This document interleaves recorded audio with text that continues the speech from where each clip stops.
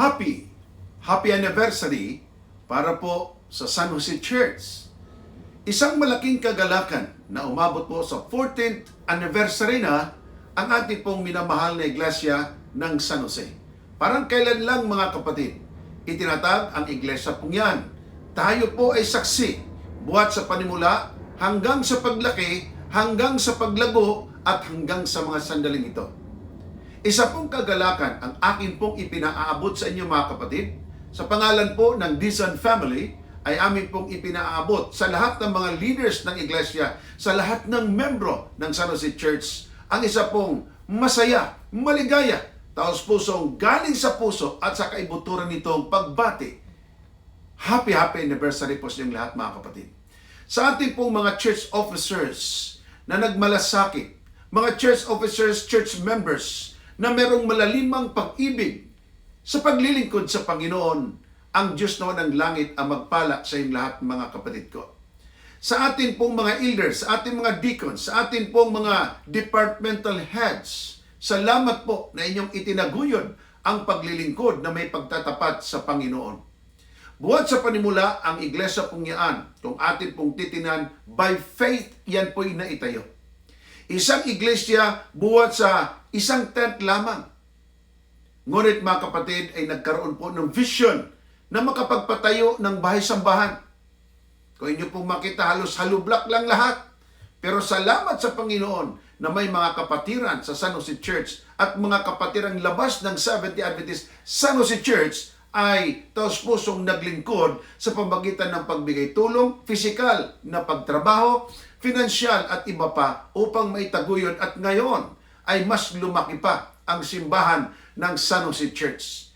Isang kagalakan buhat sa puso ko at I'm proud sa inyong lahat mga kapatid sapagkat inyong itinaguyod ang gawaing paglilingkod sa ating Panginoon. Ang paglago ng simbahan o paglaki nito ay isa pong indikasyon na kayo lumalago sa pananampalataya. Sabi nga po ng Panginoon na dapat tayo lumago, hindi lamang mga kapatid sa mga material na bagay, kundi lumago lalo tigit sa espiritual na kalagayan. Sa Biblia mismo, atin pong makikita sa aklat ng mga awit 133:1, Behold, how good and how pleasant it is that brethren dwells together in unity. Pagka tayo nagkaisa, kayang-kaya. Pagka tayo po'y nagkaisa, magagawa natin ang parabagang imposible sa mata ng maraming mga tao. May mga tao akong naririnig mga kapatid noon pa man noong umpisang itinayo po yan ang sabi, ang San Jose Church ay hindi magpapatuloy, ang San Jose Church ay hindi lalago. Ang akin naman filosofiya, noong atin pong inumpisan yan, kung ang Diyos ang nanukala, ang Diyos ay may kagustuhan, ang Diyos ay magpala, ito'y hindi pwedeng pigilan ng tao, kundi ito'y lalago at lalago ayon sa kalooban ng Diyos, ayon sa kagustuhan ng Diyos, at ito ngay lumago at saksi kayo. Ako'y natutuwa sa mga maliliit na mga bata pa nung araw na ngayon ay mga dalaga at mga binata na, lalo tigit ang iba'y mga ikinasal na nga dyan sa iglesyang yan. Isang kagalakan mga kapatid ang namumutawi sa aking puso at kaisipang ako ay galak na galak at ipinagmamalaki ko po kayong lahat. Sa buhay Kristiyano, nariyan po ang kasiyahan, nandyan po ang mga pagsubok, nandyan po mga kapatid, minsan din natin naunawaan ang takbo ng panahon. Isang bagay lang, lagi kong dalangin sa Panginoon, sa napakaraming pagsubok ng buhay, na huwag tayong tumalikod at makalimot sa Diyos. Sa paglilingkod ay dapat magpatuloy. Sa mga pagsubok ng buhay, dapat tayong magtumibay. Tandaan po ninyo, si Satanas ay hindi na niya sinusubukan ang kanyang mga anak, ang kanyang mga lingkod, ang kanyang mga kampon kung baga. Ngunit ang mga hindi pa kanyang sinusubukan, kanyang tinutukso, kanyang sinasaktan, dinidiscourage at iba pa. Patunay lamang ito pagka nakakaranas ka ng ganon na ikaw ay hindi po sa panig ni Satanas.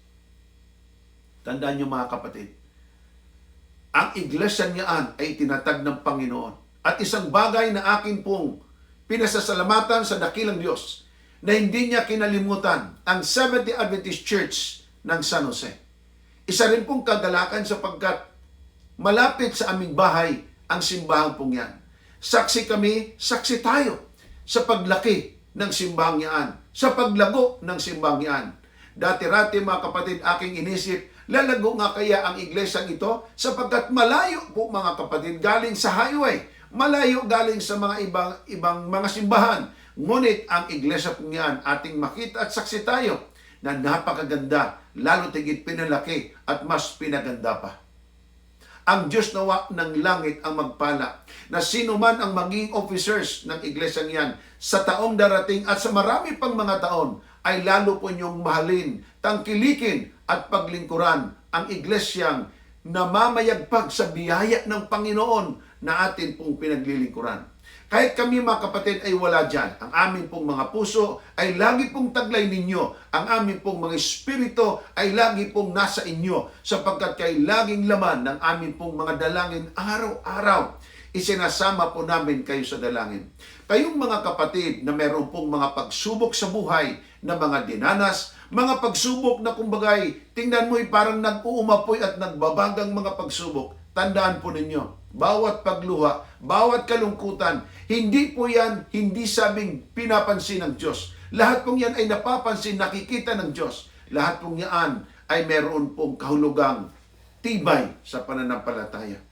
Marami tayong mga kapatid dyan na sinubukan ng panahon. Marami tayong mga kapatid dyan na lumuha sa marami ng pagkakataon. Ngunit ang inyong pagluha ay sinuklian ng Diyos ng katatagan sa pananampalataya. Lalo tigit, pananampalatayang magdadala sa atin sa buhay na walang hanggan. Mga kapatid ko, again, happy anniversary. Sa lahat ng nanonood po ngayon, ako kasama ng aming buong pamilya, Dizon family, ay binabati namin kayo ng isa pong maligayang 14th year anniversary. Anibersaryong pagkatatag o dedicate ng ating pong iglesyang diyan, kayo po mga kapatid ay lalo pang pagpapalay ng Panginoon. Magpatuloy lang po sa pananampalataya. Huwag manghina, bagkus magtumibay. Ako po ang inyong kapatid kay Kristo, Evangelist Sasan Dizon Jr. ay nagpapasalamat sa isa pong pagkakataong ako po ay makapagmensahe sa bawat isang nanonood po ngayon. God bless us all. Tandaan, ang salita ng Diyos ay ating pong kalasag, ating sanggalang. Ito po ang bukal ng buhay, ang salita ng Panginoon. God bless at marami pong salamat. Happy anniversary. God bless us all.